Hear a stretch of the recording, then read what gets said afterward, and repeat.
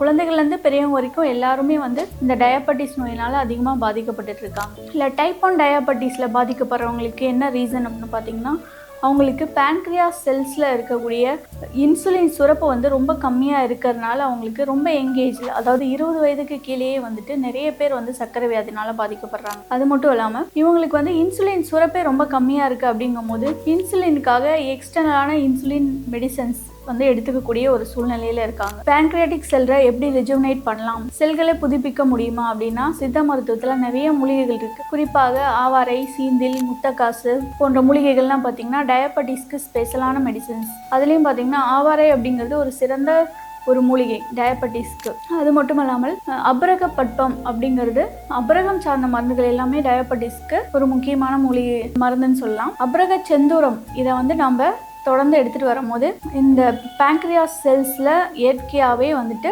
Insulin சுரப்பு வந்து அதிகமாகும்.